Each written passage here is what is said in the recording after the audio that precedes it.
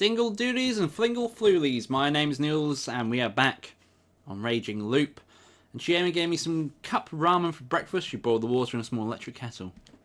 The girl herself was too hungover to eat anything. I did take the opportunity to pay her back for last night's drinks in person though. Then we made our way to the dining hall. What are those boulders? They're like charms, I guess. They've been here forever. I've never seen anything like them anywhere else. Oh yeah, I guess they're kind of unique in this area. She led me along a narrower path than I'd followed earlier. It didn't seem like any cars used this one. It was very farmy, I guess? This area was also littered with boulders. Some were cracked, broken, or half buried in the fields. They were clearly religious symbols, but it didn't look like they were that important these days, or were they?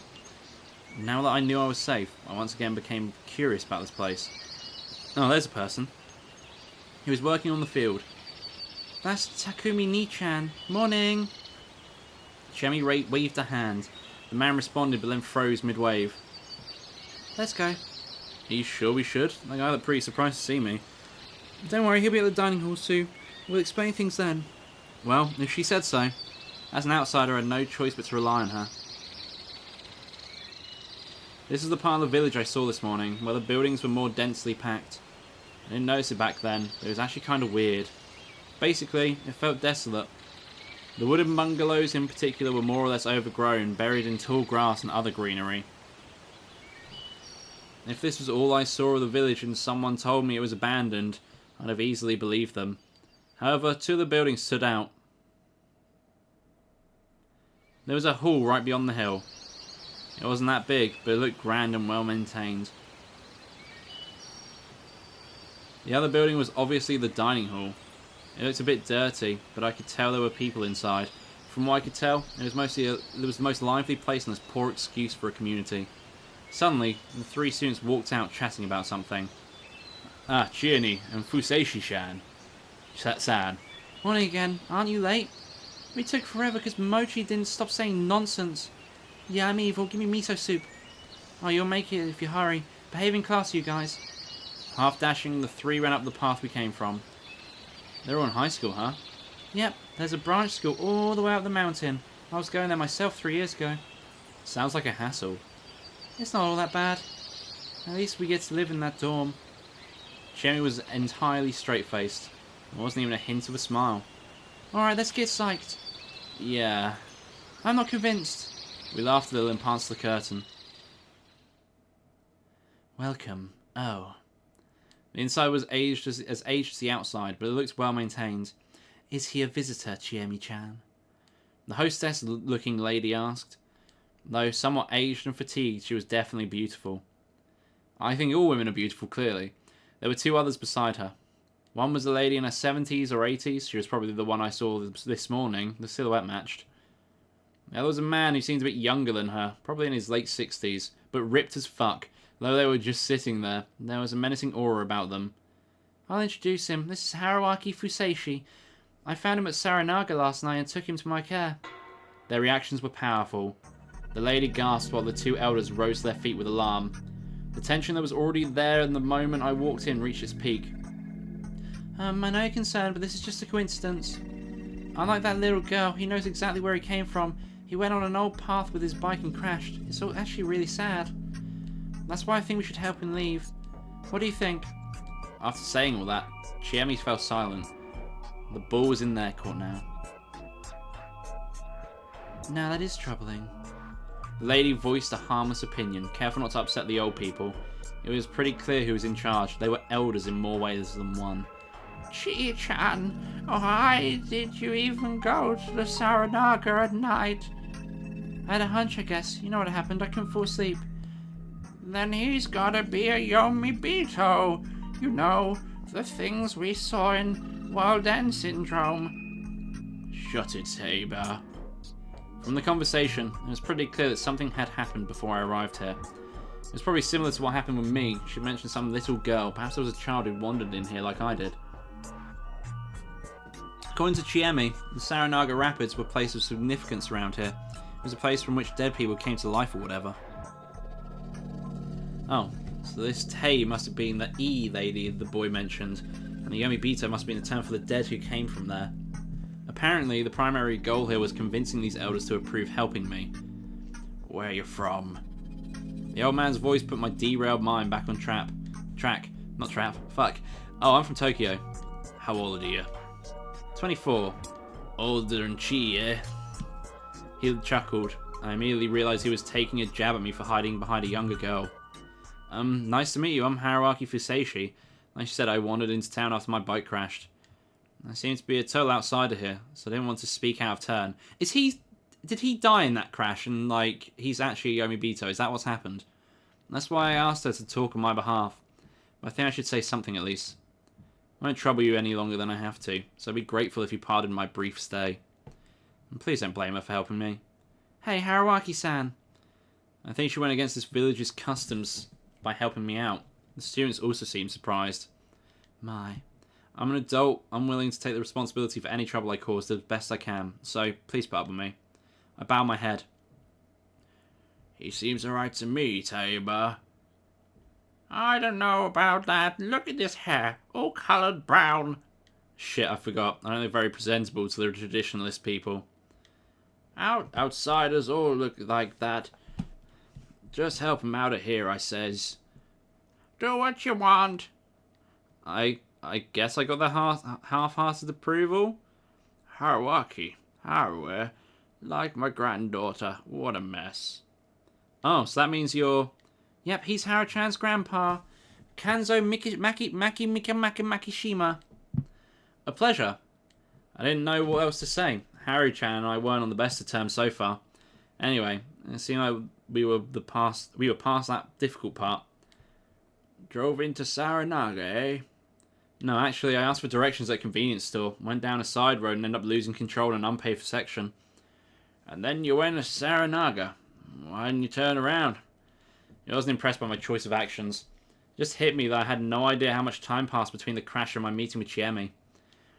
Takumi and I'll go see it. Takumi's working in the field. It's to get him to leave. Let the boy help.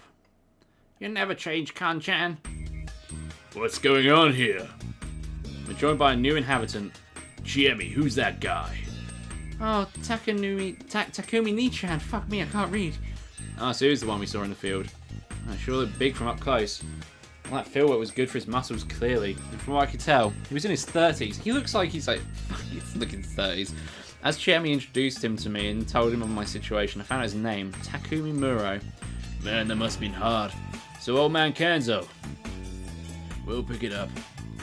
Thought so. Taiba-chan. Wait just a bit and I help the guy. I already spread the stuff on the fields, so I'll mow the grass at noon. What a good boy. Ha, it ain't a big deal. I'll be so quick that you'll think nothing happened. Good to hear. Nothing, eh? Boy.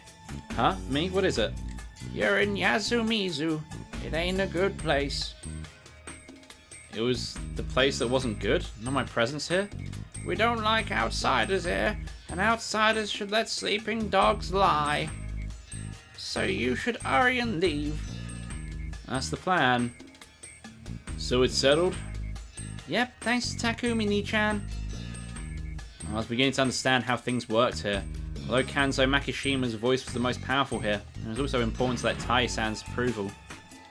Kanzo-san was probably in charge of tackling the settlement's practical problems, while Tai-san provided spiritual and moral direction. When it was time to be civilized, Takumi-san came and convinced Tai-san, acting as an intermediary. It looked like Takumi-san himself understood such subtleties, and Chiemi seemed to rely on this side of him. Here you go. The lady brought some teeth to the old folk. Perfect timing. Oh, Kaori-san. Why are they all called Kaori? Every single one. Oh, Kaori-san. Looking forward to getting some food. So that was her name. Sure. I make a lot.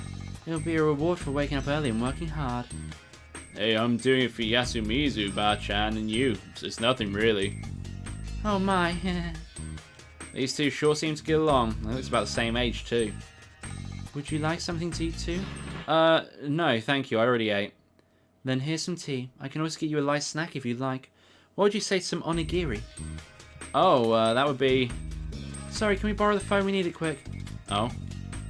Sure, but why not have some tea first? Thanks, but it's urgent. Let's go, Haruaki-san. Sure. Didn't look like I could say no. We went up the nearby stairs to what seemed like a living space. At the end of the creaky hallway there was a black rotary phone, a rarity in this day and age. This is the only phone in the whole of Yasumizu, by the way. Seriously? Oh, and not a single mobile service provider works in this area. Really? Wait, who do you want me to call anyway? Road service, insurance, stuff like that, and family if you have to. Oh, that makes sense. Oh, I should have been the one to say that. Like I said, it'd be best if you left as soon as possible, so you should use everything you have. Because outsiders aren't welcome here. Yep. And I shouldn't pry any further, huh? Haruaki-san, I see you catch on quickly. That's good. But you also seem really curious. It shows, huh?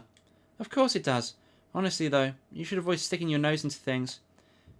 Because we'll part ways soon, anyway. Exactly. That's kind of sad. Oh, you want my contact info? If you're willing to give.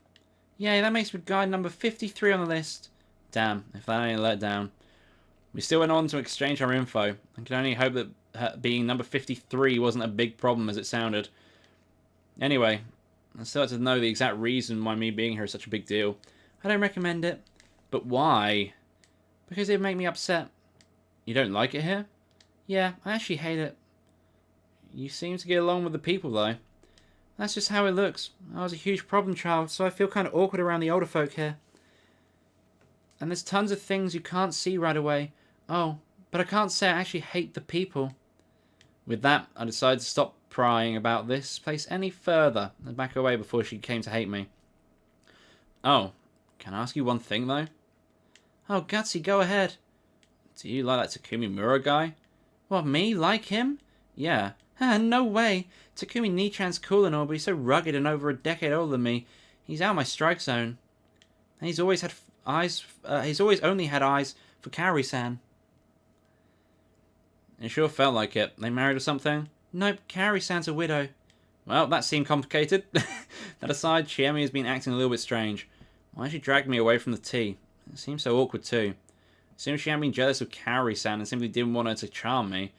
I mean that she hadn't wanted me to drink tea, why? Also, why did she feed me cup ramen if I could have just gone through the dining hall? Getting too deep into things was part of my nature. My things were never as bad as I assumed. Except this time. I went on to call my insurance company, where I found out something. Apparently this village was hundreds of kilometers away from the nearest service station, meaning I was ineligible for the normal service and had to pay extra. Bastards. And the extra was no small amount too. And actually went over 100,000 yen. That's like £1,000, I think. Also, I could have avoided this if I'd taken a more expensive plan. This is all my own fault for not taking the bike salesman's advice. Shit. I said I would consider it and hung up. Then I went back to the dining hall. Huh? Where'd everyone go? The customers had changed completely. Tai-san, Kanzo-san, Takumi-san were now gone. They were replaced by a caricature of a juvenile delinquent. The fuck are you? He shouted at me. He seemed like he was trying too hard. And then slammed his bowl and chopsticks on the table and stood up to intimidate me. I'm Haruaki Fuseishi. The hell? You wanna go? Goodness, yo shit sucker. Yo shit sucker, I think is the best name ever. You know, talks like that's someone you just met. Shut up, hag. Chie ni. The hell's this asshole? Haruaki-san, a traveller who crashed his bike. Boy, was that introduction half-assed. Let me introduce him to you. This is Kaori Oribe and her second son, Yoshitsugi Sagu-kun. Yasunaga-kun's the first. Fuck me, words are hard. Huh? Yasunaga-kun? The guy who introduced me to this morning? Yep, they may have looked at it first, but they're alike, don't you think? The Oribes, what an unpredictable family. Stop talking about bro, you ugly bitch. Call me that all you want. I'm confident in my popularity. And from what I'd seen, that confidence was well justified. Fuck up back to the city, you idiot, stupid dumbass. Oh no, Haruaki-san. I don't think I can argue with that. What, you're an idiot? Alright then, stupid, you're stupid. Oh, how mean. Oh, how mean? I mean, join me, your shit Sagu-kun. Stupid, stupid. Huh? What the hell? Don't you talk shit about Chie-ni? You're pretty conflicted, aren't you? Sorry, Chiemi-chan. I was just playing. Wow, one nice reversal after another. It takes quite a man to surprise me. I just don't want to lose you to you, that's all. You dating or something? Boy, did I wish. Wow, fucking weirdo. Sorry, Yoshitsugi. Sugu, fuck me, his word is like so many pronunciation that I can't say it for some reason. You're already late. Change and go to school. Shut up, I ain't going. Mumbling something, the kid walked out of the dining hall, leaving his half-full bowl behind. I'm sorry about that. How embarrassing. He's really a good boy deep down, though. Yeah, I can actually see that somewhat. By the way, where are Makishima and Muro-san? I went to pick up your bike. Oh no, I've got to hurry after them. Hey, they know where it is. They'll be fine, don't you think? Well, you just have to set it on neutral and push. I'm not sure they'll be able to, but I'm not sure they'll know how to do it. And I, of all people, should help. They might go about it the wrong way. If that's all, then you shouldn't bother. Why? Because you're an outsider. I wouldn't suggest spending too much time alone with them. They didn't seem that bad to me. That's because they're adults. Don't assume everyone here is as welcoming as me. I'm an exception. You might get along fine, but you might also set them off. This place is already far from normal. Don't risk making it worse. She's right, I say. They insisted you leave it to them. That's what you should do. You think so too? Yes, the men here are pretty serious about Yasumizu having its own way of doing things. I can somewhat understand that. A visitor should behave like one. Doing anything more would be uncalled for. It was an old-fashioned way of thinking, but it was an old-fashioned kind of place for sure. Where do we wait then? At my place. Expected as much, but it still made me curious. Normally you'd expect we sit around and drink some tea right here, so why didn't we?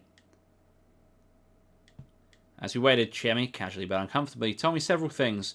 First, I found that the people here in Yasumizu were a bit on edge right now. The reason for that was the fact that, excluding me, there are 3 whole outsiders here. I'd assumed this myself from what I knew so far, but apparently yesterday morning a little girl was found straying around the Saranaga Rapids. They couldn't even find out her name, let alone who her parents were, so they didn't know how to handle her. For now, one of the inhabitants was looking after her. Like I've been told, the more superstitious inhabitants, Tai-san mostly, saw her as a bad omen. I suggested leaving her to police, but Chiemi doesn't seem to think it was a good idea. It barely made sense to me, but if I were to believe her, things around here were such that not even cops could do anything. And once again, I feel this is a good place to end the episode. If you like this video, don't forget to leave a like in the section below, and if you want to see more of this, then do subscribe to the channel, as I attempt to upload every day. Thank you for watching, I'll see you next time. Bye bye.